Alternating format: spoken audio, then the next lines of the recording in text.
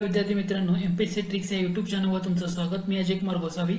आज आपण महाराष्ट्राचा अर्थसंकल्प बघणार आहोत। म्हणजे 2025-26 मध्ये जो महाराष्ट्राचा अर्थसंकल्प घोषित करण्यात आला, तर त्या अर्थसंकल्पामधले महत्त्वाचे मुद्दे ज्याच्यावर परीक्षेला प्रश्न येऊ शकतो, तर असे मुद्दे आपण आजच्या लेक्चरमध्ये कव्हर करणार आहोत। ठीक आहे, डाउनलोड केलं नसेल तर ते नक्की करा। MPSC tricks bye Ajay Kumar या नावाने आपले अँड्रॉइड ऍप्लिकेशन आहे। ते ऍप्लिकेशन डाउनलोड केल्यानंतर तुम्हाला गुगल प्ले स्टोरवरून डाउनलोड करता येईल किंवा डिस्क्रिप्शन बॉक्समध्ये मी लिंक देतोय। त्या ठिकाणी स्टोर या सेक्शनमध्ये वेगवेगळे कोर्सेस तुम्हाला त्या ठिकाणी पाहायला मिळतील। तसं सध्या महत्त्वाचा आणि इम्पॉर्टंट असा कोर्स आहे, तो म्हणजे संयुक्त गट ब आणि गट क पूर्व परीक्षेसाठी कोर्स आपण तयार केलेला आहे। महत्त्वाचे मुद्दे त्या ठिकाणी कव्हर करतोय। भूगोल, इतिहास, अर्थशास्त्र, राज्यशास्त्र, चालू घडामोडी, सामान्य विज्ञान, त्यातल्या बायोलॉजीच्या डिटेल व्हिडिओज आहेत। बाकी फिजिक्स, केमिस्ट्रीचे नोट्स तुम्हाला तिथे अवेलेबल आहेत। चालू घडामोडी आपण 2024-2025 मधल्या कव्हर करतोय। राज्यशास्त्र आहे, अर्थशास्त्र, इतिहास आणि भूगोल, इतिहासावर 1000 पेक्षा जास्त प्रश्न आपण तिथे कव्हर केलेले आहेत। तर तुम्हाला जवळपास 6 महिन्याचा कालावधी या ठिकाणी कोर्सला बघायला मिळेल। या कोर्सची फी फक्त किती आहे माहिती आहे का? 299 रुपये। लक्षात घ्या, फक्त 299 रुपये मध्ये तुम्ही ह्या सगळ्या विषयाचा ऍक्सेस घेऊ शकता, त्याच्या नोट्स डाउनलोड करू शकता। हा सगळा तुम्हाला तिथे मिळेल। कालावधी 6 महिने असेल आणि प्रत्येक लेक्चर तुम्ही कितीही वेळा बघता येईल, तुम्हाला असं लिमिटेशन नाहीये। तर तुम्ही नक्की जॉईन करा, तुम्हाला त्याचा जास्त बेनिफिट होईल। तर गुगल प्ले स्टोरवरून हे ऍप्लिकेशन डाउनलोड करा किंवा डिस्क्रिप्शन बॉक्समध्ये लिंक आहे, त्या लिंकवरून तुम्ही जॉईन करू शकता। तर आज आपण वेळ न दौडता आपलं जे लेक्चर आहे त्या लेक्चरला सुरुवात करूया। संकल्प मांडला कोणी? तर अजित पवारांनी मांडला। अजित पवारांनी हा संकल्प मांडलेला होता। हा घटक पहिल्यांदा इथं लक्षात घ्या। ठीक आहे, आता या अर्थसंकल्प 10 मार्चला मांडण्यात आला होता, 10 मार्च 2025 ला। तर या अर्थसंकल्पामधले काही महत्त्वाची ठळक वैशिष्ट्ये तुम्हाला इथं बघायची आहेत। ठीक आहे, तर सुरुवातीला अर्थसंकल्पामध्ये सगळ्यात महत्त्वाचा घटक काय येतो, म्हणजे आपण याच्यामध्ये भाग बघणार आहोत। म्हणजे सुरुवातीला संक्षिप्त अर्थसंकल्प काय आहे, वार्षिक योजना 2025-26च्या काय आहेत, 2025-26 मध्ये राज्यस्तरीय प्रत्येक विभागीय कसा खर्च होणार आहे त्याचं सगळं डाटा दिलेला तो बघणार आहोत। आणि त्यानंतर उपक्रम आणि योजना हा जो घटक येतो ना, तर तो भाग पहिल्या भागामध्ये आपण बघणार आहोत। ठीक आहे, तर सगळ्यात पहिला महत्त्वाचा घटक येतो तो म्हणजे आपला संक्षिप्त अर्थसंकल्प। संक्षिप्त अर्थसंकल्प म्हणजे काय, याच्यामध्ये राजकोषीय तूट किती काय यावर काही महत्त्वाचा भाग आहे ना, तर तो आपण इथं सुरुवातीला बघणार आहोत। ठीक आहे, आता जर तुम्ही आकडेवारी दिलेली राजकोषीय तुटाची जर बघितली तुम्ही, अर्थसंकल्पीय अंदाज किती होता, त्यानंतर सुधारित अंदाज किती आहे आणि अर्थसंकल्पीय अंदाज जो 25-26 मध्ये किती राहील, तर ते सगळे घटक दिलेले आहेत। पण तुम्हाला इथं लक्षात ठेवण्यासाठी एक पहिला महत्त्वाचा घटक येतो की जो FRBM ऍक्ट आहे, म्हणजे इथं तुम्हाला इथे एक विधान तिने वापरलेलं आहे बघा। तर राजकोषीय उत्तरदायित्व व वित्तीय व्यवस्थापन कायद्यानुसार असं म्हटलेलं आहे। ठीक आहे, तर हा कायदा म्हणजे काय आहे, तर त्याला आपण म्हणतो FRBM ऍक्ट। परीक्षेला ना बऱ्याच वेळेला या घटकावर प्रश्न विचारला जातो। FRBM ऍक्ट काय म्हणतात त्याला? FRBM ऍक्ट 2003चा ऍक्ट। ओके, बरं हा लागू कधी झाला? पहिला मुद्दा FRBM act fiscal responsibility budget management act किंवा त्याला राजकोषीय उत्तरदायित्व वित्तीय व्यवस्थापन कायदा असं मराठीमध्ये म्हणतो। हा कायदा लागू झाला होता जुलै 2004 मध्ये लागू झाला होता। ओके, मग याच्यामध्ये टार्गेट काय होतं, तर जी राजकोषीय तूट असते, तर राजकोषीय तूट 3% कमी करणं 3% कमी करणं हे टार्गेट आहे त्यामधलं। आणि महसुली तूट किती करणं? 0% करणं। तर हेच ह्या विधानामध्ये सांगितलंय की ह्या ज्या कायद्यानुसार राजकोषीय तूट स्थूल राज्य उत्पन्नाच्या 3% कमी ठेवण्यास शासन यशस्वी ठरलेलं आहे। कारण त्या कायद्यामध्ये तरतूद होती की राजकोषीय तूट 3% कमी करणं, महसुली तूट 0 करणं। ओके, हा घटक तुम्हाला इथं लक्षात ठेवा। इथं काय म्हटलेलं आहे, महसुली तूट 0% करणं एक टार्गेट होतं, पण इथं काय म्हटलंय तिने बघा, लक्षात घ्या, सातत्याने स्थूल राज्य उत्पन्नाच्या 1% कमी राहिलेली आहे, हा भाग इथं म्हटलेला आहे। तर हा घटक लक्षात येतोय का? राजकोषीय तूट म्हटलं तर 3% कमी करण्यात यशस्वी आहे आणि महसुली तूट 1% कमी राहिलेली आहे। पण यानंतर तुम्हाला राज्यस्तरीय प्रत्येक विभागानुसार कोणत्या विभागाला किती म्हणजे निधी प्रस्तावित आहे ना, त्यावर तुम्हाला बऱ्याच वेळा परीक्षेमध्ये विचारलं जातं। आणि तो निधी म्हणजे कोणता, कोणत्या विभागाला सर्वाधिक जास्त विभागीय निधी। आता एमपीएससी मध्ये अलीकडे एक पॅटर्न झालाय बघा की अशा टाइपचे प्रश्न विचारले जातात की प्रत्येक विभागानुसार कोणत्या विभागाला जास्त निधी देण्यात आला काय। तर याच्यामध्ये सगळ्यात पहिला विभाग येतो तो म्हणजे महिला व बालविकास। ओके, महिला व बालविकास. तर ह्याला निधी कोटी रुपयामध्ये आहेत, आकडे सगळे कोटी रुपयामध्ये आहेत. 31,907 म्हणजे सर्वाधिक जास्त निधी हा महिला बालविकास विभाग आहे. त्यानंतर ऊर्जा, त्यानंतर येतो तो विभाग म्हणजे सार्वजनिक बांधकाम रस्ते, जे सार्वजनिक उपक्रम आहेत ते वगळून, जलसंपदा, ग्रामविकास, नगरविकास, आणि मग खाली कृषी आणि नियोजन, हे सगळे घटक तुम्हाला बघायला मिळतील. मग इथं तुम्हाला थोडासा घटक लक्षात ठेवायचे, कोणत्या विभागाला कसं काय. तर एमपीएससी मध्ये थोडंसं एक ओव्हरलॉक करून घ्या. पहिले 5-6 विभाग तर ऍटलिस्ट तुमच्या लक्षात आले पाहिजेत. त्यानंतर जे इम्पॉर्टंट आहे, जसं कृषी इम्पॉर्टंट आहे, तो घटक लक्षात घ्या. आरोग्याला जास्त निधी दिलेला नाहीये, तो खाली असणार आहे, हा घटक महत्वाचा. मग सर्वाधिक जास्त कुठं दिला, तर पहिला हे घटक लक्षात ठेवणं गरजेचं आहे, महिला बालविकास. मग 2 नंबर ऊर्जा, 3 नंबर सार्वजनिक बांधकाम रस्ते. हे पहिले 3 इम्पॉर्टंट तुम्ही लक्षात ठेवणं गरजेचं आहे, महिला बालविकास, ऊर्जा, सार्वजनिक बांधकाम रस्ते. ओके. त्याच्यानंतर महत्वाचे विभाग म्हणजे कोणता, कृषी विभाग. हा अगोदर येतो. कृषी नंतर कोणता येतो, तर तुम्हाला बघायला गेलं तर कृषी नंतर महत्वाचं येतंय तुमचं गृह विभाग, परिवहन, तो एक आहे. आरोग्याचा एक मुद्दा येतो, तोही तुम्ही त्या ठिकाणी पाहू शकता. ठीक आहे. तर हे अशा विभागांनी यादी दिलेली आहे, खूप मोठी यादी आहे. आता या यादीमध्ये ना तुम्ही थोडंसं जर ओव्हरलुक केलं तर सगळ्यात कमी दुग्ध व्यवसाय विभाग जो आहे ना, त्याला फक्त 5 कोटी रुपयांचा निधी दिलेला आहे, हे लक्षात असू द्या. आणि तसंच मराठी भाषा आता सध्या चर्चेतला मुद्दा आहे, अभिजात भाषेचा दर्जा मिळालेला आहे, तर 225 कोटी रुपयांचा निधी आहे मराठी भाषेसाठी. ओके. तर तो एक तिथं जाता जाता फक्त ओव्हरलुक करून घ्या की कोणत्या विभागाला काय आणि कसा निधी, तो मुद्दा. त्यानंतर विकसित भारत, विकसित महाराष्ट्र, हे जे टॅगलाईन आहे ना, ही टॅगलाईन खूप महत्वाची आहे. जेव्हा तुम्ही महाराष्ट्राचा अर्थसंकल्प करता, तर महाराष्ट्राचे अर्थसंकल्प म्हणजे कोणत्या सूत्रानुसार महाराष्ट्रामध्ये विकास चक्राला गती दिली जाणार आहे, तर त्याचं सूत्र नाव काय आहे लक्षात ठेवा, विकसित भारत आणि मग विकसित महाराष्ट्र, हे नाव तुम्हाला इथं लक्षात ठेवायचं आहे. कारण या सूत्रानुसारच राज्याचा जो विकास चक्र आहे त्याला गती दिली जाणार आहे. मग याच्यामध्ये तुम्हाला बऱ्याच महत्वाच्या गोष्टी येतात. मग आता याच्यामध्ये सरकारचा जो सध्या महत्वाचा कार्यक्रम होता, तो म्हणजे 100 दिवसांचा कार्यक्रम, की जो 7 कलमी कृती आराखडा कार्यक्रम म्हणून, तर तो सध्या चर्चेतला होता. आणि या अर्थसंकल्पात असं म्हटलंय, हा जो कार्यक्रम होता, जसा म्हणजे मंत्रालयीन विभाग क्षेत्रीय कार्यालयासाठी आता तो कायमस्वरूपी राबवला जाणार असं म्हटलेलं आहे. ओके. हा एक मुद्दा इथं लक्षात घ्या. दुसरा मुद्दा, जेव्हा तुम्ही यामध्ये अभ्यासता तेव्हा तुम्हाला सगळ्यात महत्वाचा घटक येतो, तो म्हणजे उद्योग विकास. जर तुम्ही एमपीएससीचा सिलेबस बघितला तर सिलेबसमध्ये पूर्व परीक्षेमध्ये उद्योग हा टॉपिक पाहायला मिळतो, मुख्य परीक्षेमध्ये पण पाहायला मिळतो. तर इथं पहिलंच स्टेटमेंट आहे. पहिलं स्टेटमेंट काय आहे, महाराष्ट्राचं नवीन औद्योगिक धोरण 2025 लवकरच जाहीर करण्यात येणार असून त्यानुसार हे टार्गेट जे दिलेत ना पुढचे, म्हणजे 40 लाख कोटी रुपयांची गुंतवणूक आणि 50 लाख रोजगार निर्मिती केली जाणार. हे दोन्ही आकडेवारी परीक्षेच्या दृष्टीनं महत्वाची. पेपर सेट जेव्हा केला जातो ना त्यावेळी हे महत्वाचे. आता अधिकृत आहे बरं का, हे जे सगळे पीडीएफ आहे ना, ही अधिकृत महाराष्ट्र शासनाची जे वेबसाईटवर आहे, तर तीच पीडीएफ घेऊन आपण तिथे एक्सप्लेन करतोय. लक्षात ठेवा, महाराष्ट्राचं नवीन औद्योगिक धोरण 2025 5 वर्षाच्या कालावधीत काय केलं जाणार आहे, 40 लाख कोटी रुपयांची गुंतवणूक केली जाणार आहे. पहिला मुद्दा काय, 40 लाख कोटी रुपयांची गुंतवणूक केली जाणार आहे आणि 50 लाख रोजगार निर्मिती केली जाणार आहे. हा सगळ्यात पहिला महत्वाचा घटक तुम्हाला इथं लक्षात ठेवायचा आहे. मग तुम्हाला प्रश्न पडला पाहिजे, महाराष्ट्राचं आता नवीन औद्योगिक धोरण येते, मग सुरुवातीला औद्योगिक धोरण महाराष्ट्राचे कधी कधी झाले होते, तर त्याचं वर्ष जर तुम्ही बघितलं, सुरुवातीला औद्योगिक धोरण 1993 ला घोषित करण्यात आलं होतं, त्याच्यानंतर 1995 ला घोषित करण्यात आलं होतं, त्यानंतर 2001 ला, त्यानंतर 2006 ला, त्यानंतर 2013 ला आणि शेवटचं औद्योगिक धोरण घोषित करण्यात आलं होतं 2019 ला.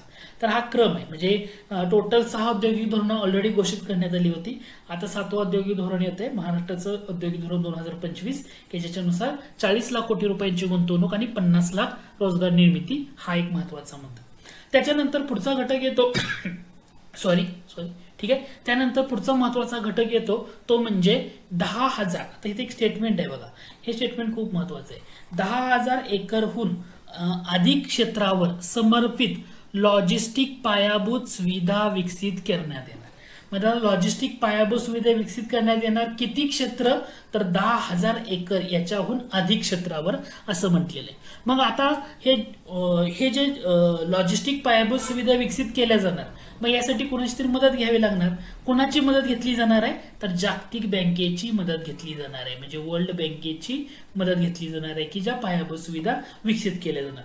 मग तुम्ही म्हणाल लॉजिस्टिक पायाभूत सुविधा म्हणजे कशा, तर जसं तुम्ही आता बघा सांताक्रूज चेंबूर लिंक रोड असेल किंवा वेस्टर्न डेडिकेटेड फ्राईट कॉरिडॉर असेल किंवा मुंबई अर्बन ट्रान्सपोर्ट प्रोजेक्ट असेल, तर अशा टाईपचे जे प्रोजेक्ट आहेत की जे पायाभूत सुविधा लॉजिस्टिक पायाभूत सुविधा म्हणतो, तर ते जागतिक बँकेच्या वतीनं म्हणजे मदतीनं ते विकसित केले जाणार आहे. तर मुद्दा काय आहे तुम्हाला, तर लॉजिस्टिक पायाभूत सुविधा म्हटले तर 10,000 एकरहून अधिक क्षेत्रावर, हा सुद्धा इथं थोडंसं फोकस करा. त्याच्यानंतर तुम्हाला काय दिलेलं आहे, तर ग्रोथ हब. बघा आता आंतरराष्ट्रीय दर्जाचे ग्रोथ हब म्हणून म्हणजे अर्थसंकल्पानुसार कोणतं आंतरराष्ट्रीय दर्जाचं ग्रोथ हब म्हणून विकसित केलं जाणार, तर तुम्हाला इथं लक्षात आलं पाहिजे ते म्हणजे मुंबई महानगर प्रदेश हे काय केलं जाणार आहे, आंतरराष्ट्रीय दर्जाचं ग्रोथ हब म्हणून विकसित केलं जाणार आहे. याच्याशिवाय मग तुम्हाला आंतरराष्ट्रीय दर्जाची केंद्र 7 ठिकाणी निर्माण केली जाणार आहेत असं सांगितलेलं आहे. ठीक आहे. आता जो मुद्दा सांगतोय ना ते ठिकाण महत्वाचे, परीक्षेला नाही तर फॅक्च्युअल डाटा किंवा फॅक्च्युअल प्रश्न विचारला जाऊ शकतो. प्रश्न काय होता, तर महाराष्ट्राचा अर्थसंकल्प 2025 नुसार कोणत्या 7 ठिकाणी आंतरराष्ट्रीय दर्जाची व्यापार केंद्र निर्माण केली जाणार आहेत. त्यातली 7 ठिकाणांपैकी पहिलं ठिकाण येतं ते म्हणजे वांद्रे कुर्ला संकुल, त्यानंतर कुर्ला वरळी, वडाळा, 4 नंबरला गोरेगाव, 5 नंबर नवी मुंबई, 6 नंबरला खारघर आणि 7 नंबरला विरार बोईसर. या 7 ठिकाणी काय केलं जाणार आहे, आंतरराष्ट्रीय दर्जाची व्यापार केंद्र निर्माण केली जाणार आहेत. ग्रोथ हब म्हणून कोणाला विकसित केलं जाणार आहे, तर मुंबई महानगर प्रदेशाला ग्रोथ हब म्हणून विकसित केलं जाणार आहे. हा मुद्दा तुम्हाला इथं लक्षात ठेवायची आहे. दुसरं महत्वाची गोष्ट इथं पर्टिक्युलरली मुंबई महानगर प्रदेशाबाबत म्हटलेलं आहे. मुंबई महानगर प्रदेशाबाबत इथं जे विधान केलेलं आहे ना, हे विधान खूप महत्वाचं आहे की मुंबई महानगर प्रदेशाची जी अर्थव्यवस्था आहे तर ती किती डॉलर पासून किती डॉलर पर्यंत न्यायचं आहे आणि 2047 पर्यंत किती डॉलर पर्यंत न्यायचं हे टार्गेट दिलेलं आहे. म्हणजे इथं टार्गेट 2 आहेत. एक तर 2030 पर्यंत मुंबई महानगर प्रदेश आहे ना त्याची अर्थव्यवस्था 140 बिलियन डॉलर होती, ती 300 बिलियन डॉलर पर्यंत न्यायचं आहे आणि 2047 पर्यंत 1.5 ट्रिलियन डॉलर पर्यंत नेण्याचं उद्दिष्ट ठेवण्यात आलेलं आहे. सगळ्यात महत्वाचा मुद्दा आहे. म्हणजे तुम्हाला लक्षात आलं का, फोकस काय आहे, मुंबई महानगर प्रदेश हा ग्रोथ हब म्हणून विकसित केला जाणार. त्याची जी अर्थव्यवस्था 140 बिलियन डॉलरवरनं 2030 पर्यंत 300 बिलियन डॉलर पर्यंत न्यायचं आहे आणि 2047 पर्यंत 1.5 ट्रिलियन डॉलर पर्यंत नेण्याचं उद्दिष्ट ठेवण्यात आले. हा मुद्दा लक्षात राहील. आणि 7 ठिकाणं कोणती ती एकदा ओव्हरलुक करून घ्या. वांद्रे कुर्ला संकुल, कुर्ला वरळी, वडाळा, गोरेगाव, नवी मुंबई, खारघर आणि विरार बोईसर हे 7 ठिकाणं तुम्हाला इथं लक्षात ठेवायचं आहे. ओके, म्हणजे महत्वाचे मुद्दे इथं बरेचसे झाले बरं का. स्टेट तुम्हाला याच्यावर प्रश्न अपेक्षित आहे येणाऱ्या परीक्षेमध्ये पूर्व मुख्य. तर तुम्ही नवीन प्रश्नपत्रिकांचं जर अनालिसिस करत असाल, ट्रेंड बघत असाल एमपीएससीचा, 2 ते 3 प्रश्न ना ह्या अर्थसंकल्पाने तुमच्या ह्याच्यावरच असतात. त्यामुळे हा घटक महत्वाचा. ठीक आहे. त्यानंतर पुढचा घटक दिलेला आहे तो म्हणजे स्टील हब म्हणून कोणता जिल्हा हा उदयाला येणार आहे असं म्हटलेलं आहे. तर हे गडचिरोली जिल्हा स्टील हब म्हणून उदयाला येणार आहे. आणि गडचिरोली जिल्ह्यामधलं जे खनिकर्म महामार्गाचं जाळं विकसित करण्यासाठी 500 कोटी रुपयांचा करार करण्यात आलेला आहे. आता तुम्ही म्हणा गडचिरोलीचं हे जाळं विकसित करायला 500 कोटी दिलं, याच्या मागचं कारण काय आहे, तर ज्या जागतिक आपली आर्थिक परिषद म्हणतो, वर्ल्ड इकॉनॉमिक फोरम म्हणतो आपण, वर्ल्ड इकॉनॉमिक फोरम, या वर्ल्ड इकॉनॉमिक फोरमची जी परिषद पार पडते ती दावोसला झाली होती. आणि या परिषदेमध्ये काही करार करण्यात आले होते, महाराष्ट्रासाठी झाले होते गुंतवणुकीचे करार. तर त्या परिषदेमधले गडचिरोलीसाठी जवळपास 21,800 प्लस करोड एवढ्या करोड रुपयाचे गुंतवणुकीचे करार करण्यात आले होते. त्याच्यामुळे इथं म्हटलंय बघा की गडचिरोली जिल्ह्याला काय म्हणून उदयाला येणार आहे, तर स्टील हब म्हणून उदयास येणार आहे. हा घटक महत्वाचा आहे. म्हणजे परीक्षेसाठी 2-3 मुद्दे लक्षात आलं का. ग्रोथ हब म्हणून काय विकसित केलं जाणार, मुंबई महानगर प्रदेश केला जाणार. स्टील हब म्हणून काय विकसित केला जाणार, गडचिरोली प्रदेश विकसित केला जाणार.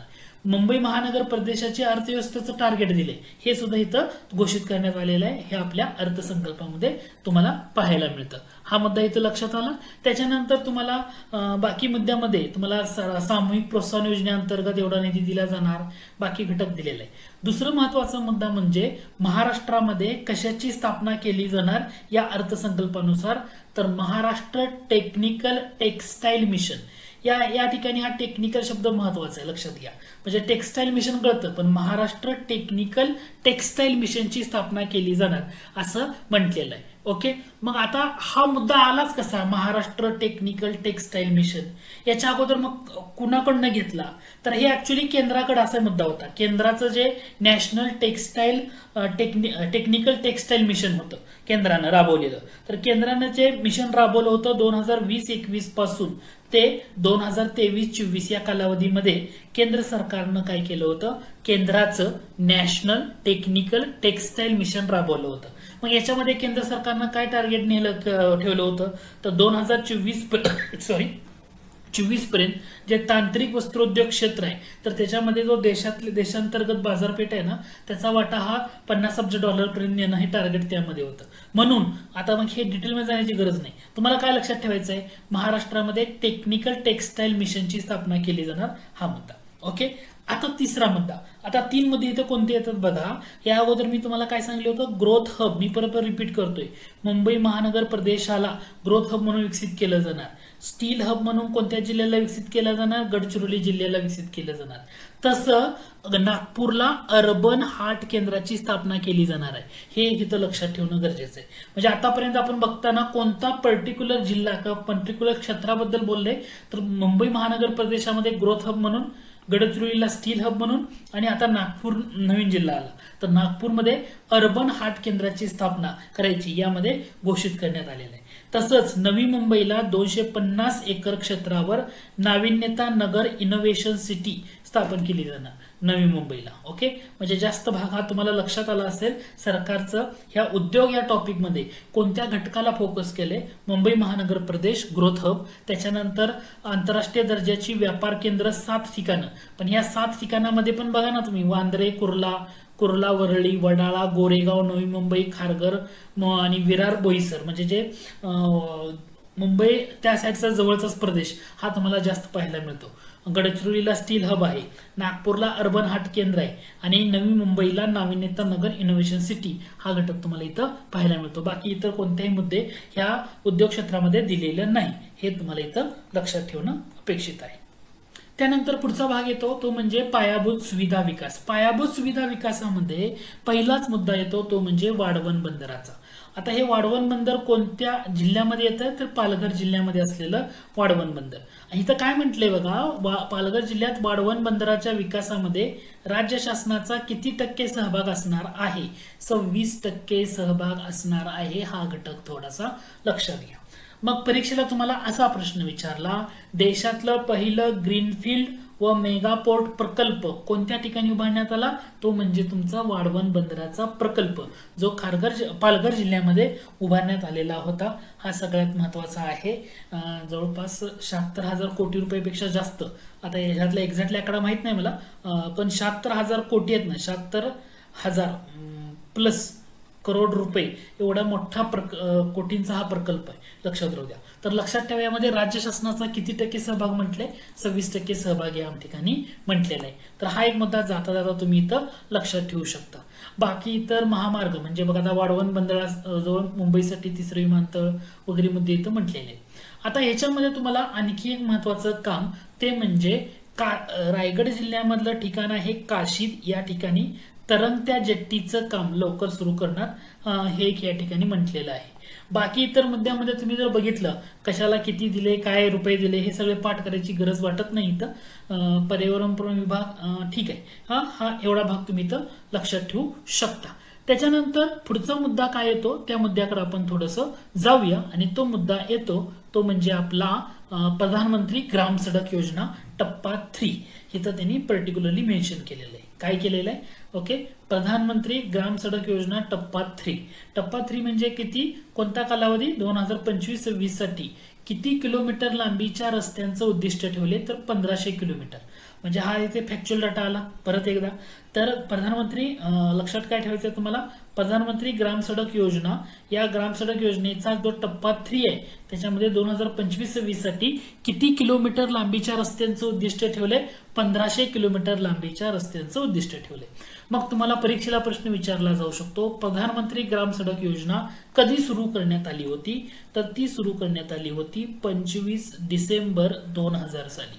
ओके, ही योजना कशासाठी आहे, भारत सरकारची योजना आहे जी ग्रामीण भागामध्ये रस्ते बांधण्यासाठी सुरू करण्यात आली होती. म्हणजे ग्रामीण भागामध्ये जो दुर्गम भाग असेल किंवा अविकसित भाग असेल तर त्याला पक्क्या रस्त्याद्वारे जोडायचं, हा एक टार्गेट त्याच्यामध्ये ठेवण्यात आलं होतं.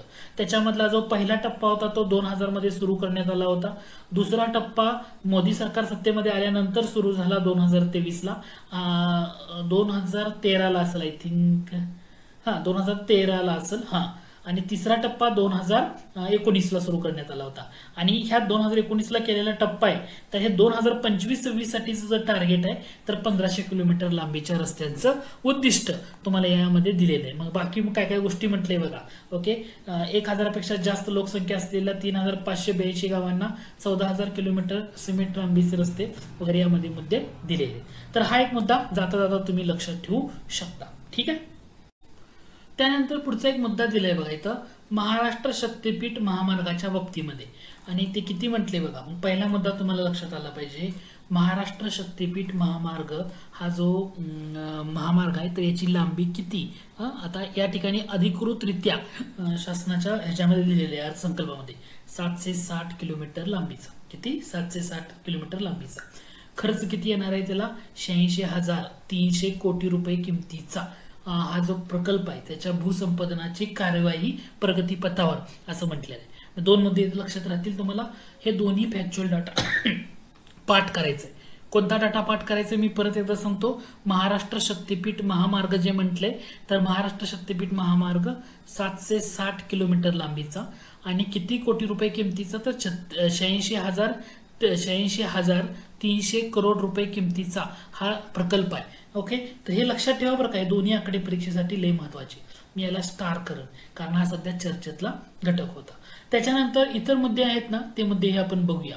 बरं, आता हा जो महाराष्ट्र शक्तीपीठ महामार्ग 760 किलोमीटर, प्रश्न असा विचारला, महाराष्ट्रामधल्या एकूण किती जिल्ह्यामधून जाणार आहे असं विचारलं तर तुमचं उत्तर असलं पाहिजे 12 जिल्ह्यामधून जाणार आहे. कोणता मार्ग असेल त्याच्यामध्ये, नागपूर ते गोवा. ओके, हा नागपूर ते गोवा हा महामार्ग आहे. ओके, टोटल म्हणजे कोल्हापूरची महालक्ष्मी असेल किंवा तुळजापूरची तुळजाभवानी असेल, हे जे सगळे शक्तीपीठांना जोडले जाणार आहेत असे सगळेच शक्तीपीठ. ओके, तर 12 जिल्ह्यातनं जाणार आहे. हा मुद्दा तुम्ही इथं तुमचं पाठ करणं तुम्हाला अपेक्षित आहे. ठीक आहे. त्याच्यानंतर बाकी इतर मुद्द्यामध्ये तुम्हाला या घटकामध्ये ना आकडेवारी दिलेली आहे, जसं स्वातंत्र्यवीर सागरी सेतू वगैरे म्हटलेलं आहे सावरकरांच्या नावानं असलेलं. ठीक आहे, तर ह्याच्यामध्ये सगळी आकडेवारी काय पाठ करायची तुम्हाला गरज नाहीये. जे इम्पॉर्टंट पॉईंट होते ना ते आपण या ठिकाणी ऑलरेडी डिस्कस केलेले आहेत. हा घटक तुम्ही इथं लक्षात घ्या. आता पायाभूत सुविधा विकास प्रकल्पानंतर म्हणजे पायाभूत सुविधांच्या प्रकल्पानंतर आता आपण पुढचा मुद्दा बघणार आहोत, तो म्हणजे कृषी व संलग्न क्षेत्रे. तुमच्या सिलेबसमध्ये पूर्व परीक्षेमध्ये कृषी हा टॉपिक येतो, तर त्या रिलेटेड यावर प्रश्न अपेक्षित होऊ शकतो. हा घटक थोडासा तुम्ही लक्षात ठेवू शकता. याच्यामध्ये पहिलाच मुद्दा म्हटलेला आहे बघा, नानाजी देशमुख कृषी संजीवनी प्रकल्पाचा दुसरा टप्पा 21 जिल्ह्यामधल्या 7201 गावामध्ये राबवण्यात येणार. आता पहिला मुद्दा तुम्हाला पहिल्यांदा दुसरा टप्पा म्हणताय म्हणल्यावर ही योजना कधी सुरू झाली, नानाजी देशमुख कृषी संजीवनी प्रकल्प, तर याची सुरुवात झाली होती जून 2021 मध्ये. ह्याच्यामध्ये काय फोकस केलं जाते, नाव काय आहे, कृषी संजीवनी प्रकल्प. कृषी संजीवनी प्रकल्प म्हणजे काय, तर याच्यामध्ये शाश्वत पद्धतीनं सस्टेनेबल पद्धतीनं कृषी पद्धत जी आहे ना कृषींना प्रोत्साहन देण्यासाठी हा प्रकल्प सुरू करण्यात आलेला आहे. हा प्रकल्प महाराष्ट्रामधल्या किती जिल्ह्यामध्ये राबवला जातोय, तर महाराष्ट्रातले एकूण 15 जिल्हे यामध्ये राबवला जातोय. महाराष्ट्र कृषी संजीवनी प्रकल्प. आणि जवळपास त्यातल्या सुरुवातीला किती खेड्यामध्ये होतं तर जेव्हा घोषणा केली होती तेव्हा 5142 खेड्यामध्ये. जेव्हा 2021ला घोषणा केली होती ना तेव्हा 5142 खेड्यामध्ये हा राबवला जातोय. म्हणजे याचा उपयोग काय होणार आहे तर शेतकऱ्यांच्या उत्पादनात वृद्धी करणं हे मेन उद्दिष्ट आहे. मग आता काय म्हणतोय बघा मुद्दा तुम्हाला इथं असं म्हटलं जातंय नानाजी देशमुख कृषी संजीवनी प्रकल्पाचा दुसरा टप्पा किती जिल्ह्यामध्ये राबवला जातोय आता 21 जिल्ह्यामध्ये. सुरुवात केली तेव्हा 15 जिल्ह्यामध्ये होता. सुरुवात केली तेव्हा किती जिल्हे होते 15 जिल्हे होते. सुरुवात कधी केली 2021 मध्ये केली आणि किती खेडी होती त्यावेळी 5142 एवढी खेडी होती. आता दुसऱ्या टप्प्यामध्ये काय केलं जातंय 21 जिल्ह्यामध्ये राबवला जातोय. किती जिल्ह्यामध्ये राबवला जातोय 21 म्हणजे 6 जिल्हे वाढवले आणि 5142 खेड्यामध्ये राबवलं जात होतं तर ते 7201 एवढ्या गावामध्ये राबवला जातोय. हे लक्षात ठेवा. त्याच्यासाठी निधी दिलेला आहे 351 कोटी रुपये समथिंगचा. हा मुद्दा लक्षात आला का. नानाजी देशमुख कृषी संजीवनी प्रकल्प सुरुवात कधी झाली जून 2021. सुरुवात किती जिल्ह्यामध्ये राबवला होता 15 जिल्हे 5142 खेडी. आता 21 जिल्हे 7201 खेडी. प्रत्येक वेळी आकडे पाठ नका करू. 15-21 जिल्हे तर लक्षात ठेवा. खेड्यामध्ये थोडंफार मागं होऊ शकतं. फक्त लक्षात ठेवायचंय तुम्हाला थोडं त्यातल्या त्यात जेवढं लक्षात राहील तेवढं इम्पॉर्टंट राहील तुम्हाला यामध्ये. ठीक आहे ओके. त्यानंतर कृत्रिम बुद्धिमत्ता आर्टिफिशियल इंटेलिजन्सचा वापर हा शेती क्षेत्रामध्ये केला जाणार आहे. त्यासाठी पहिल्या टप्प्यामध्ये 50,000 शेतकऱ्यांच्या 1,00,000 एकर क्षेत्राला फायदा होईल. 2 वर्षामध्ये 500 कोटी रुपयांचा निधी या अर्थसंकल्पामध्ये दिलेला आहे. म्हणजे एआयचं किती महत्व आहे हे तुम्हाला आता येणाऱ्या काळामध्ये कळून जाईल. त्यानंतर इथं तुम्हाला एक पुढचा पॉइंट दिलाय कृषी क्षेत्रामध्ये महाराष्ट्र सिंचन सुधारणा कार्यक्रमाअंतर्गत काय म्हटलंय कालवे वितरण प्रणालीतील सुधारणेची सुमारे किती किमतीची कामे मंजूर करण्यात आली. आता हे जे महाराष्ट्र सिंचन सुधारणा कार्यक्रम हा 2017 मध्ये महाराष्ट्र सरकारनं हाती घेतला होता. याला जे सहकार्य लाभले तर ते वर्ल्ड बँकेचं किंवा त्याला आपण काय म्हणू शकतो जागतिक बँकेचं सहकार्य लाभलेलं आहे. म्हणजे महाराष्ट्र राज्यामधली जी सिंचनाची पद्धत आहे त्या पद्धतीमध्ये सुधारणा होणं गरजेचं आहे. याच्यासाठी हा कार्यक्रम सुधारणा केलेला होता महाराष्ट्र सिंचन सुधारणा कार्यक्रम 2017 मध्ये. कोणाच्या मदतीनं जागतिक बँकेच्या मदतीनं. तर हा एक महत्वाचा मुद्दा आहे. त्याच्यानंतर पुढे मुद्दा दिलेला आहे तुम्हाला हा घटक दिलाय जलयुक्त शिवार अभियान. त्याचा कोणता म्हणतोय 2.0 अंतर्गत म्हणजे दुसरा टप्पा 5,818 गावामध्ये हा प्रकल्प किती कामे घेतली जाणार काय ह्याच्यामध्ये ही आकडेवारी थोडीशी फोकस करा. का फोकस करा कारण हा जलयुक्त शिवार अभियान हा देवेंद्र फडणवीस सरकार जेव्हा पहिल्यांदा सत्तेमध्ये आले होते ना तर महाराष्ट्रातल्या दुष्काळग्रस्त भागांना जलसंपन्न बनवण्यासाठी आणि भूजलाच्या पातळीत वाढ कशी होईल पाणी कसे मिळेल शेतकऱ्यांना याच्यासाठी त्यांचा एक महत्वाचा प्रोजेक्ट होता. नंतरच्या काळामध्ये थोडंसं ते मागं पडला दुसरे सरकार सत्तेमध्ये आल्यामुळे. पण आता दुसरा टप्पा लक्षात ठेवा परीक्षेसाठी लय महत्वाचा आहे. तर मग प्रश्न असा पडतो जलयुक्त शिवार अभियान सुरुवातीला केव्हा घोषित करण्यात आलं होतं 2015 मध्ये घोषित केलं होतं. ठीक आहे. आता त्याचा दुसरा टप्पा आहे ना या टप्प्याअंतर्गत किती गावामध्ये 5,818 गावामध्ये हा प्रकल्प राबवला जातोय. हा घटक जाता जाता फक्त माहित असू द्या. ओके. म्हणजे तुम्हाला जे जे मुद्दे येतात ना ते मी तुम्हाला एक्सप्लेन करत चाललोय. ठीक आहे. त्याच्यानंतर पुढचा मुद्दा दिलाय गाळमुक्त धरण गाळमुक्त शिवार ही योजना. आता ही योजना कधी आली होती ना हे तुम्हाला माहित असणं गरजेचं आहे. आता इथं शब्दप्रयोग वापरलाय बघा. ही योजना कायमस्वरूपी राबवणार म्हटले या अर्थसंकल्पामध्ये.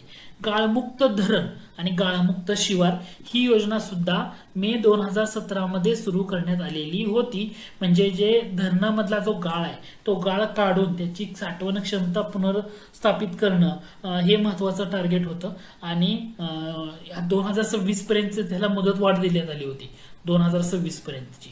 ओके. आतापर्यंत 17 पासून ते 26 पर्यंत तिला मुदतवाढ देण्यात आली होती. म्हणजे पुढे पुढे करत आता काय म्हणतायत कायमस्वरूपी राबवणार. लक्षात ठेवा. मग परीक्षेसाठी इम्पॉर्टंट काय गाळमुक्त धरण गाळमुक्त शिवार योजना ही कधी सुरू केली होती मे 2017 मध्ये आणि ती आता कायमस्वरूपी राबवली जाणार. नावातच आहे गाळमुक्त धरण म्हणजे धरणातला गाळ काढणं. ओके. हा मुद्दा तुम्हाला इथं लक्षात येणं गरजेचं आहे. त्याच्यानंतर जे नदीजोड प्रकल्प आहेत ना त्याच्याबद्दल काही ठिकाणी इथं विश्लेषण देण्यात आले. एक म्हणजे वैनगंगा नळगंगा नदीजोड प्रकल्प. दुसरा नार पारगिरणा नदीजोड प्रकल्प याच्यासाठी काही निधी यामध्ये दिलेला आहे, हेही तुम्हाला इथं लक्षात ठेवणं गरजेचं आहे. तसं दमणगंगा एक दरे गोदावरी हे सुद्धा नदीजोड प्रकल्प त्याच्या संदर्भात पण काही निधी दिलेला आहे, हा घटक इथं आहे. मग बाकी कृषी क्षेत्रामध्ये तुम्हाला हे मुद्दे लक्षात आले असतील. आतापर्यंत काय काय बघितलं कृषी क्षेत्रामध्ये? कृषी क्षेत्रामध्ये आपण सुरुवात केली होती नानाजी देशमुख कृषी संजीवनी प्रकल्प, तो मुद्दा बघितला. त्याच्यानंतर आपण काय बघितलं? त्यानंतर महाराष्ट्र सिंचन सुधारणा कार्यक्रम, त्यानंतर जलयुक्त शिवार अभियान बघितलं, गाळमुक्त धरण, गाळमुक्त शिवार आणि नदीजोड प्रकल्पाचे काही मुद्दे आहेत की जे तुम्ही थोडंसं फोकस करू शकता. त्यानंतर पुढे एक मुद्दा दिलाय बघा, गोसीखुर्द राष्ट्रीय प्रकल्पातून एवढ्या गोष्टी क्षमता करणं.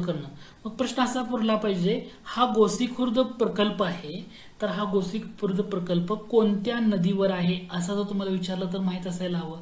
तर ते आहे वैनगंगा नदीवर आहे, वैनगंगा नदीवर आहे. बरं, हा गोसीखुर्द राष्ट्रीय प्रकल्प कोणत्या जिल्ह्यामध्ये पाहायला मिळतो? हा भंडारा जिल्ह्यामध्ये पाहायला मिळतो. भंडारा जिल्ह्यामधला तालुका येतो पवनी तालुका, त्या पवनी तालुक्यामध्ये पाहायला मिळतो. पण हा प्रकल्प कधी सुरुवात केली होती? 1984 मध्ये या प्रकल्पाची सुरुवात केलेली होती. तर या प्रकल्पाअंतर्गत हे टार्गेट दिलेत ना, ते पुढे दिलेलं आहे. पण लक्षात ठेवा, गोसीखुर्द राष्ट्रीय प्रकल्प जो आता चर्चेमध्ये आला होता ना, त्याच्यामुळे आपल्याला फोकस करणं गरजेचं राहील. ठीक आहे. त्याच्यानंतर पुढं जसं आपण जाऊ एक एक घटक जाऊया, तसं तुम्हाला इथे एक महत्वाची योजना दिसते बघा, मुख्यमंत्री बळीराजा मोफत वीज योजना. आता ही रिसेंट सुरू झालेली योजना आहे, तुम्हाला थोडंसं फोकस करावं लागेल. रिसेंट म्हणजे कधी? 1 वर्षापूर्वी सुरू झालेली योजना. आता इथं काय म्हटलंय बघा, मुख्यमंत्री बळीराजा मोफत वीज योजना, याच्या अंतर्गत 7.5 अश्वशक्ती पर्यंतच्या 45 लक्ष कृषी पंपांना मोफत वीज देणं हा दिलेला आहे. आता ही जी योजना आहे ना, 5 वर्षाच्या कालावधीसाठी सुरू करण्यात आली होती. कधी सुरू केली होती? 2024 पासून.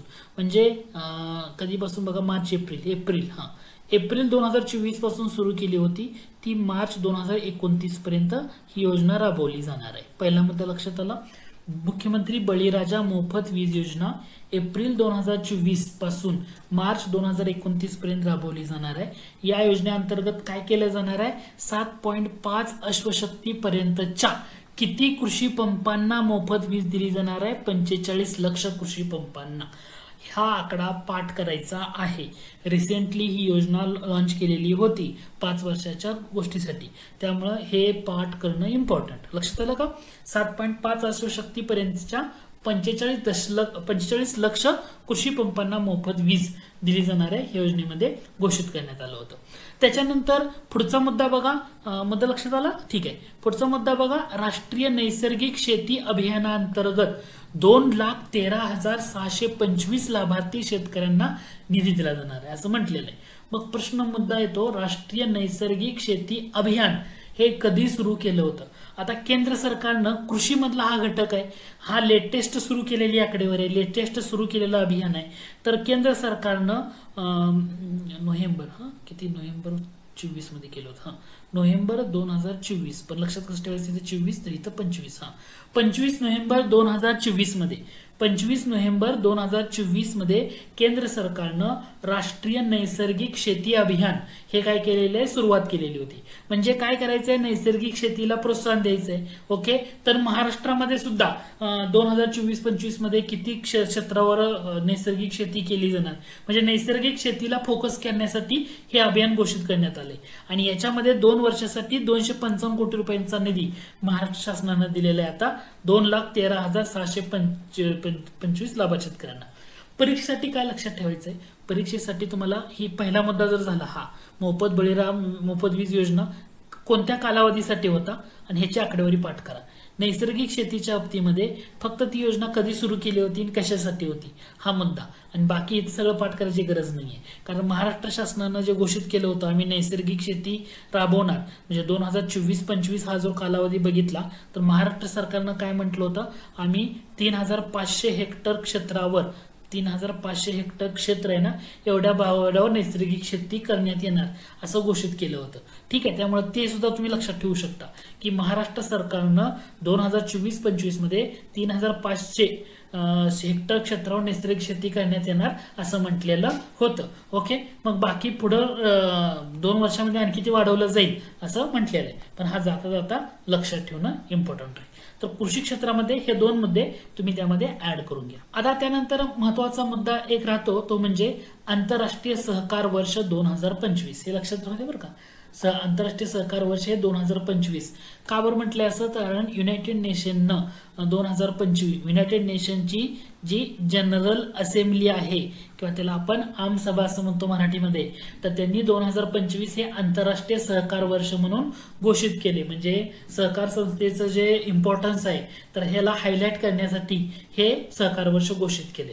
हे लक्षात ठेवा. मग याच्यासाठी जे कार्यक्रम आयोजित केले जाणार त्याला निधी देणार असं यामध्ये म्हटलेलं आहे. मुद्दा लक्षात आला का? ठीक आहे. त्याच्यानंतर इथं बघा बाळासाहेब ठाकरेंच्या नावानं कृषी व्यवसाय व ग्रामीण परिवर्तन स्मार्ट प्रकल्प राबवण्यात येणार आहे. ते 2100 कोटी रुपयांचे.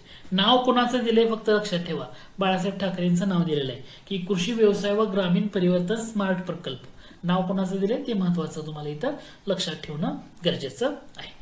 त्याच्यानंतर केंद्र सरकारचा आणखी एक महत्वाचा टप्पा, तो टप्पा म्हणजे मुख्यमंत्री इथं योजना आलेलीच आहे. तो म्हणजे मुख्यमंत्री, कुठे गेलं, मुख्यमंत्री सौर कृषी वाहिनी योजना. तर ह्या सौर कृषी वाहिनी योजना याचा कितवा टप्पा आता राबवण्यात येणार आहे? 2रा टप्पा राबवण्यात येणार आहे. म्हणजे कशासाठी? तर जे शेतकऱ्यांना दिवसा वीज पुरवठा करणं शक्य व्हावं याच्यासाठी. किती जिल्ह्यामध्ये राबवण्यात येणार आहे? हा सगळ्यात महत्वाचा घटक. तर तो 27 जिल्ह्यामध्ये राबवण्यात येणार आहे. मुख्यमंत्री सौर कृषी वाहिनी योजनेचा 2रा टप्पा राबवण्यात येणार आहे. किती जिल्ह्यामध्ये? 27 जिल्ह्यामध्ये राबवला जाणार आहे असं घोषित केले अर्थसंकल्पामध्ये. म्हणजे शेतकऱ्यांना दिवसा वीज पुरवठा मिळावा यासाठी. मग तुम्हाला प्रश्न लगेच पडला पाहिजे काय, की मुख्यमंत्री सौर कृषी वाहिनी योजना कधी सुरू केली होती? तर तुमचं उत्तर असलं पाहिजे ही योजना सुरू केली होती जून 2017 मध्ये. आणि जून 2017 सुरू करून काय टार्गेट ठेवलं होतं? तर 2025 पर्यंतची डेडलाईन ठेवली होती. आणि या 2025 पर्यंत राज्यामधलं सौर ऊर्जेकरण करणं, म्हणजे सौर ऊर्जेकरण म्हणजे कसं, जवळपास 30% कृषी वाहिन्यांचं सौर ऊर्जेकरण करणं हे टार्गेट ठेवण्यात आलेलं होतं. आता हे सगळं पाठ करत बसण्यापेक्षा काय सांगतोय तुम्हाला लक्षात ठेवा. सध्या काय लक्षात ठेवायचं? सध्या मुख्यमंत्री सौर कृषी वाहिनी योजनेचा 2रा टप्पा राबवला जातोय. किती जिल्ह्यामध्ये? 27 जिल्ह्यामध्ये. ओके, ही योजना कधी सुरू केली होती? जून 2017 मध्ये सुरू केलेली होती. हे तुम्हाला इथं लक्षात ठेवणं इम्पॉर्टंट राहील. एवढं जरी लक्षात ठेवलं तरी बऱ्यापैकी घटक होतो. ठीक आहे. मग याच्यामध्ये जसं आकडेवारी येईल ना तसं आपण त्यामध्ये सांगत जाऊया. ठीक आहे. त्यानंतर इथे एक योजनेचं नाव दिलेलं आहे फक्त, नवीन योजना सुरू करणार म्हणून. नवी योजना बळीराजा शेत व पानंद रस्ते ही नवी योजना सुरू करणार असं घोषित केले. डिटेलमध्ये अजून त्याच्याबद्दल काही म्हटलेलं नाही, आलेलं नाही आकडेवारी का घटक. फक्त लक्षात ठेवा नाव. कोणती नवीन योजना याच्यामध्ये कृषीच्या बाबतीमध्ये सुरू केली जाणार आहे? बळीराजा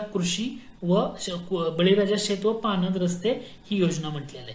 मग याच्यामध्ये बियाणे, यंत्रसामग्री, खतं आणि शेतमालाच्या वाहतुकीसाठी. ओके, म्हणजे ही बळीराजा शेत व पानंद रस्ते ही योजना कशासाठी सुरू केली जाणार आहे? बियाणे, यंत्रसामग्री, खते व शेतमालाच्या वाहतुकीसाठी सुरू केली जाणार आहे असं अर्थसंकल्पामध्ये सांगितलं गेलं आहे. ठीक आहे. आता अर्थसंकल्पामधले आपण एक एक मुद्दे, एक एक घटक आता पाहत चाललेलो आहे. हा घटक तुमच्यात हळूहळू लक्षात येत असेल की मी कोणते कोणते मुद्दे या ठिकाणी फोकस करतोय, कारण हा घटक मोठा आहे. ठीक आहे. ओके. त्यानंतर पुढचा जो क्षेत्र आहे ते म्हणजे सामाजिक क्षेत्र. आता सामाजिक क्षेत्रासाठी राज्याचं नवीन गृहनिर्माण धोरण जाहीर करण्यात येणार म्हटलं होतं. पण कोणतं उद्दिष्ट? सर्वांसाठी घरे हे उद्दिष्ट ठेवून किती वर्षामध्ये? येत्या 5 वर्षामध्ये साध्य करण्यासाठी असं त्यामध्ये तुम्हाला पर्टिक्युलरली घटक म्हटलेला आहे. याच्याशिवाय तुम्हाला प्रधानमंत्री आवास योजना ग्रामीण टप्पा 2 त्याच्यामध्ये 20 लाख घरकुलांना मान्यता. त्यानंतर प्रधानमंत्री आवास योजना शहरीसाठी, प्रधानमंत्री आवास योजना शहरी, एक ही ग्रामीणसाठी होती, ही शहरीसाठी म्हटले. 8,100 कोटी रुपयांचा निधी वगैरे इथं दिलेला आहे हे सांगितलं गेलं आहे. त्याच्यामध्ये आणखी पुढे काय म्हटले? मिशन आलं. जल जीवन मिशन योजनेसाठी 2025-26 मध्ये जवळपास 3,939 कोटी रुपये दिले जाणार आहेत असं म्हटलंय. मग तुम्हाला पहिला मुद्दा इथं लक्षात आला पाहिजे, जल जीवन मिशन योजना कधी सुरू केली होती सरकारनं? 15 ऑगस्टला सुरू केली होती. पण 15 ऑगस्ट कधीच? 2019. हा घटक लक्षात ठेवा. आणि याच्यामध्ये काय म्हटलं होतं, जर पुढच्या 5 वर्षामध्ये म्हणजे 19 पासून 5 वर्ष म्हणजे 2024 पर्यंत काय केलं जाणार, तर प्रत्येक घराला नळाद्वारे एक सुरक्षित आणि शुद्ध पिण्याचं पाणी पुरवलं जाणार असं म्हटलं होतं. आणखी काय म्हटलं होतं या योजनेमध्ये, प्रत्येक घराला प्रति व्यक्ती दररोज किती लिटर पाणी पुरवलं जाणार आहे? 55 लिटर. काय म्हटलं होतं? प्रत्येक घराला प्रति व्यक्ती दररोज 55 लिटर पाणी दिलं जाणार असं या जल जीवन मिशन मध्ये म्हटलं होतं. ही आकडेवारी त्यामध्ये होती. आता काय म्हणतोय, ह्या योजनेकरता सुद्धा पैसे दिलेले 3,939 कोटी रुपये इथं पर्टिक्युलरली म्हटलेलं आहे. ठीक आहे, हा घटक तुम्ही जाता जाता पाहू. त्याच्यानंतर बाकी इतर घटक दिलेले आहेत तुम्हाला. ठीक आहे, यामध्ये तुम्हाला आणखी एका घटकाला फोकस करायचा आहे, तो म्हणजे मुख्यमंत्री माझी लाडकी बहीण योजना. तर आता ही आकडेवारी पाठ करून ठेवा. तर आता काय काय आकडेवारी पाठ करायची. एक तर मुख्यमंत्री माझी लाडकी बहीण योजना सुमारे 2,53,00,000 लाभार्थी महिलांना, ओके, अर्थसंकल्पापर्यंतची आकडेवारी आहे. 2,53,00,000 लाभार्थी महिला आहे. त्यांना किती निधीचं वाटप झाले आतापर्यंत? 33,232 कोटी रुपयांचं वाटप झाले. आणि सरकारनं अर्थसंकल्पामध्ये तरतूद किती केली ना, हे पाठ करायचं आहे तुम्हाला. 2025-26 साठी 36,000 कोटी रुपयांचा नियतव्यय म्हणजे एवढा निधी या ठिकाणी या योजनेसाठी दिला गेलेला आहे. हे पाठ करून ठेवा. आता आपण डिस्कस काय करत होतो, मुख्यमंत्री माझी लाडकी बहीण योजना. मी काय सांगितलं तुम्हाला, 2025-26 पर्यंत किती कोटी रुपयांचा निधी दिलाय? 36,000 कोटी रुपयांचा निधी दिलाय. अर्थसंकल्पामध्ये काय घोषित केलं होतं? 2,53,00,000 लाभार्थी महिला आहेत आणि 33,200 कोटी रुपयांचा निधीचं वाटप केलंय. हा आकडेवारी आपण आता बघितली होती. पहिला मुद्दा, ही योजना सुरू केली होती, झाली होती जुलै 2024 मध्ये. मुख्यमंत्री माझी लाडकी बहीण योजना प्रत्येकाला माहितीच असेल, 1,500 रुपयाचा लाभ यामध्ये मिळतो. दरमहा पात्र महिलांच्या खात्यामध्ये हे पैसे जमा होतात. ठीक आहे, त्यानंतर पुढचा मुद्दा येतो लखपती दिदींचा. तर किती लखपती दिदींना? 2025-26 मध्ये आणखी 24 लाख महिलांना लखपती दिदी करण्याचं टार्गेट यामध्ये देण्यात आले. किती? 24 लाख महिलांना. हे तुम्हाला जाता जाता लक्षात ठेवा. बाकी उमेद मॉल आहे, शिवछत्रपती क्रीडा संकुल पुणे या ठिकाणी क्रीडा सुविधांचं नूतनीकरण करणार, जस्ट नॉर्मल आहे. ठीक आहे. आता एक महत्वाचा मुद्दा आणखी या अर्थसंकल्पामध्ये घोषित करण्यात आलेला, तो म्हणजे इथे एक शेवटची ओळ आहे बघा. 2 ओळी आहेत. एक तर म्हणजे काय काय स्थापन केलं जाणार आणि काय केलं जाणार. पहिला मुद्दा येतो महाराष्ट्रामध्ये सायबर सुरक्षेसाठी महाराष्ट्र सायबर गुन्हे सुरक्षा महामंडळ स्थापन केलं जाणार. हा महत्वाचा मुद्दा. आणि दुसरा महत्वाचा मुद्दा, राज्यामध्ये 18 नवीन न्यायालयाची स्थापना केली जाणार. हा घटक यामध्ये अर्थसंकल्पामध्ये घोषित केलाय. फोकस करा न्यायालयाच्या बाबतीमध्ये. 18 नवीन न्यायालयाची घोषित केले जाणार असं म्हटलेलं आहे. दुसरं महत्वाचं म्हणजे इथे एक राहिला मुद्दा, कृत्रिम बुद्धिमत्तेच्या आधारित नवे हायटेक कमांड कंट्रोल सेंटर स्थापन केलं जाणार आहे. म्हणजे पोलीस आयुक्त कुठं स्थापन केलं जाणार आहे? बृहन्मुंबई. पोलीस आयुक्त बृहन्मुंबई यांच्या कार्यालयामध्ये AI टेक्नॉलॉजीवर आधारित पोलिसांसाठी नवे हायटेक कमांड कंट्रोल सेंटर हे स्थापन केलं जाणार आहे. हे पण घोषणा केलेली आहे. म्हणजे ह्या तिन्ही न्यूज महत्वाचे आहेत. तिन्ही. तर नवे महाराष्ट्र पोलिसांसाठी नवे हायटेक कमांड कंट्रोल सेंटर कुठं स्थापन केलं जाणार? पोलीस आयुक्त बृहन्मुंबई यांच्या कार्यालयामध्ये. AI टेक्नॉलॉजीवर आधारित असणार आहे. सायबर सुरक्षेसाठी कोणतं महामंडळ आहे? महाराष्ट्र सायबर गुन्हे सुरक्षा महामंडळ. आणि किती न्यायालयांची स्थापना केली जाणार? 18. हे पाठ करा बरं का, हे पाठ करा, महत्वाचं आहे. त्याच्यानंतर पुढचा मुद्दा येतो, तो मध्ये पुढचं क्षेत्र येतं ते म्हणजे तुमचं पर्यटन व स्मारके. इथं घटक पाठ करण्यासारखा वाव आहे तुम्हाला आणि महत्वाचा घटक आहे हा, लक्षात ठेवा. पूर्व मुख्य कोणत्याही घटका परीक्षेमध्ये ना यावर प्रश्न अपेक्षित आहे. पहिला मुद्दा येतो तो म्हणजे पर्यटन धोरण 2024च्या माध्यमातून 10 वर्षात पर्यटन क्षेत्रामध्ये 1 लाख कोटी रुपयांची गुंतवणूक केली जाणार आहे. म्हणजे 10 वर्षाचं टार्गेट ठेवले, लक्षात येते का? आणि 1 लाख कोटी रुपयांची गुंतवणूक केली जाणार आहे. मग प्रश्न पडला पाहिजे तुम्हाला, पर्यटन धोरण 2025 हे कधी लॉन्च करण्यात आलं होतं? तर तुम्हाला जुलै 2024 मध्ये पर्यटन धोरण लॉन्च करण्यात आलं होतं. म्हणजे राज्यातलं जे पर्यटन क्षेत्र आहे त्याचा विकास घडवून आणायचा. आणि सरकारनं जेव्हा धोरण जाहीर केलं होतं तेव्हा काय म्हटलं होतं, तरी हे पर्यटन धोरणाअंतर्गत रोजगार निर्मितीचं टार्गेट दिलं होतं आणि ती रोजगार निर्मिती किती असेल, 18 लाख रोजगार एवढे निर्माण केले जातील असं म्हटलं होतं.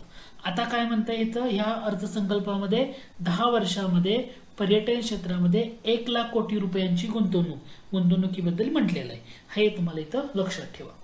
आता इथं 2-3 मुद्दे येतात. हे पर्यटन धोरण झालं, 2-3 मुद्दे येतात.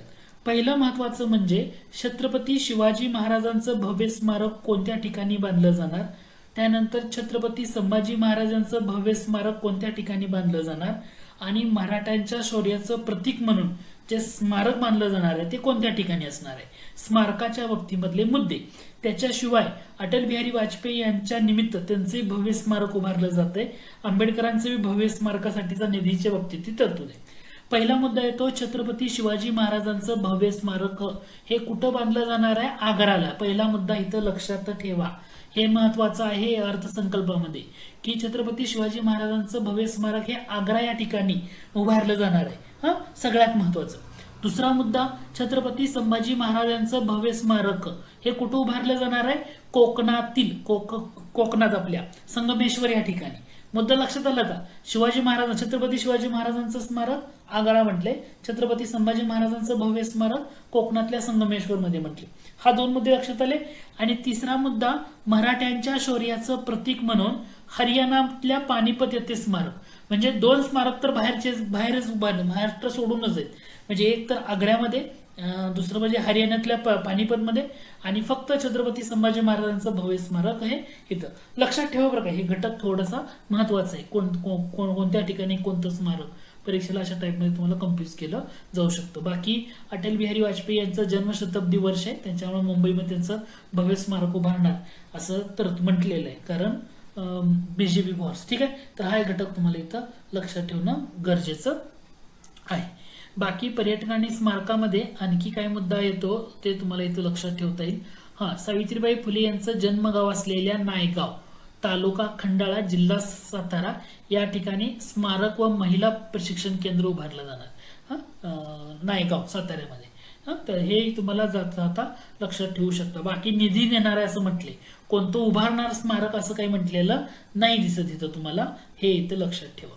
त्यानंतर महत्वाचा म्हणजे सिंहस्थ कुंभमेळा होणार आहे नाशिकमध्ये 2027 मध्ये. तर त्याच्या आराखड्या बाबतीमध्ये थोडंसं प्राधिकरण म्हटले, त्याच्याबद्दल आता बऱ्याच जणांची तिथं नियुक्त्या पण झालेत, तो घटक पण तिथं दिलेला आहे. म्हणजे याच्यामध्ये जास्त विशेष असं काही नाहीये पर्यटन आणि स्मारकामध्ये. जाता जाता इथं शेवटचा मुद्दा त्यांनी वापरलेला आहे. तो मुद्दा असा होता, दरवर्षी ओके हे पाठ करायचं तुम्हाला, अभिजात मराठी भाषा सन्मान दिन हा दरवर्षी कधी साजरा केला जाणार आहे, तुमचं उत्तर असले पाहिजे 3 ऑक्टोबरला साजरा केला जाणार. अर्थसंकल्पामध्ये घोषणा केली आहे काय, की अभिजात मराठी भाषा सन्मान दिन दरवर्षी कधी साजरा केला जाणार, तर तो 3 ऑक्टोबरला साजरा केला जाणार. आणि अभिजात मराठी भाषा सप्ताह कधी साजरा केला जाणार, तर तो 3 ऑक्टोबर ते 9 ऑक्टोबर. मुद्दा लक्षात आला का. पहिला मुद्दा, 3 ऑक्टोबरला अभिजात मराठी भाषा सन्मान दिन साजरा होणार, 3 ऑक्टोबर ते 9 ऑक्टोबर मध्ये अभिजात मराठी भाषा सप्ताह साजरा केला जाणार. आता अभिजात भाषांचा जो मुद्दा आला, तर तुम्हाला इथं मग मुद्दा आणखी काय विचारला जाऊ शकेल, तर 2024 मध्ये एकूण किती भाषांना अभिजात भाषांचा दर्जा देण्यात आला. तर 2024 मध्ये 5 भाषा होत्या, म्हणजे आपली मराठी तर आहेच, मराठी सोबत आसामी आहे, त्याच्यानंतर पाली आहे, त्यानंतर प्राकृत, आणि आणखी राहिली बंगाली. या 5 भाषांना अभिजात भाषांचा दर्जा दिला. कोणत्या, मराठी, आसामी, पाली, प्राकृत आणि बंगाली. मग परीक्षेला तुम्हाला विचारलं अभिजात भाषेचा दर्जा मिळालेली पहिली भाषा कोणती होती, तर ते कसं लक्षात ठेवायचं, तर ते लक्षात ठेवण्यासाठी ट्रिक आहे, ती ट्रिक मी तुम्हाला इथं सांगतो. ती ट्रिक अशी आहे, तसं ते कन्नड मल्या वेड आहे किंवा एड आहे म्हणा, एड आहे. आता असं तुम्ही ट्रिक लक्षात ठेवू शकता, तसं ते कन्नड मल्ल्या एड आहे. म्हणजे काय आहे, पहिली तमिळ भाषा आहे जी 2004 मध्ये मराठी भाषेचा अभिजात भाषेचा दर्जा मिळाला होता आणि ती पहिली भाषा होती 2004 मध्ये. म्हणजे सवर अनुस्वार आहे म्हणजे संस्कृत भाषा आहे, 2005 मध्ये त्यांना मिळाला होता. पुढचं ते म्हणजे तेलुगू भाषा आहे, त्यांना सुद्धा 2000 तमिळ संस्कृत तेलुगू 2008 मध्ये मिळाला. कन्नड 2008 मध्ये मिळाला. म्हणजे मल्याळम भाषा आहे, मल्याळम भाषा, तर तिला 2013 मध्ये संस्कृत भाषेचा दर्जा मिळाला. एड म्हणजे काय, ओडिया भाषा 2014 मध्ये मिळाला. म्हणजे इथं तुम्हाला लक्षात येते का बघा, तमिळ 1 नंबर, संस्कृत 2 नंबर, इथं काय तेलुगू आणि कन्नड एकदम मिळालेले आहेत 2008 मध्ये. 3, 4, मल्याळम 5, ओडिया 6. ह्या किती भाषा होत्या, पहिल्या 6 होत्या. आता 2024 मध्ये किती भाषांना अभिजात भाषांचा दर्जा मिळाला, 5. म्हणजे टोटल अभिजात भाषांचा दर्जा मिळालेल्या भाषा झाल्या 11. लक्षात येते का, 5 कोणत्या, मराठी, पाली, प्राकृत, आसामी, बंगाली. हे आताच्या 5 आणि हे पहिल्या 6, अशा एकूण 11 भाषांना अभिजात भाषांचा दर्जा मिळालेला होता. तर हा घटक तुम्हाला इथं लक्षात ठेवणं गरजेचं आहे. आणि अर्थसंकल्पामधले जे मुद्दे होते ना, ते जवळपास आपण या ठिकाणी सर्वच्या सर्व मुद्दे कव्हर करण्याचा प्रयत्न केलेला आहे, हे इथं लक्षात घ्या. डाउनलोड केलं नसेल तर ते नक्की करा. MPSC tricks bye Ajay Kumar या नावानं आपलं अँड्रॉइड ऍप्लिकेशन आहे. ते ऍप्लिकेशन डाउनलोड केल्यानंतर तुम्हाला गुगल प्ले स्टोअरवरून डाउनलोड करता येईल किंवा डिस्क्रिप्शन बॉक्समध्ये मी लिंक देतोय. त्या ठिकाणी स्टोर या सेक्शनमध्ये वेगवेगळे कोर्सेस तुम्हाला त्या ठिकाणी पाहायला मिळतील. तसा सध्या महत्त्वाचा आणि इम्पॉर्टंट असा कोर्स आहे, तो म्हणजे संयुक्त गट ब आणि गट क पूर्व परीक्षेसाठी कोर्स आपण तयार केलेला आहे. महत्त्वाचे मुद्दे त्या ठिकाणी कव्हर करतोय. भूगोल, इतिहास, अर्थशास्त्र, राज्यशास्त्र, चालू घडामोडी, सामान्य विज्ञान, त्यातल्या बायोलॉजीच्या डिटेल व्हिडिओज आहेत. बाकी फिजिक्स, केमिस्ट्रीचे नोट्स तुम्हाला तिथे अवेलेबल आहेत. चालू घडामोडी आपण 2024-2025 मधल्या कव्हर करतोय.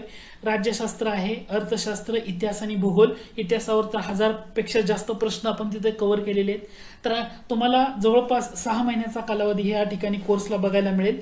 या कोर्सची फी फक्त किती आहे माहिती आहे का, 299 रुपये. लक्षात घ्या, फक्त 299 रुपये मध्ये तुम्ही ह्या सगळ्या विषयाचा ऍक्सेस घेऊ शकता, त्याच्या नोट्स डाउनलोड करू शकता. हा सगळा तुम्हाला तिथे मिळेल. कालावधी 6 महिने असेल आणि प्रत्येक लेक्चर तुम्ही कितीही वेळा बघता येईल, तुम्हाला असं लिमिटेशन नाहीये. तर तुम्ही नक्की जॉईन करा, तुम्हाला त्याचा जास्त बेनिफिट होईल. तर गुगल प्ले स्टोअरवरून हे ऍप्लिकेशन डाउनलोड करा किंवा डिस्क्रिप्शन बॉक्समध्ये लिंक आहे, त्या लिंकवरून तुम्ही जॉईन करू शकता. तर आज आपण वेळ न दौडता आपलं जे लेक्चर आहे त्या लेक्चरला सुरुवात करूया.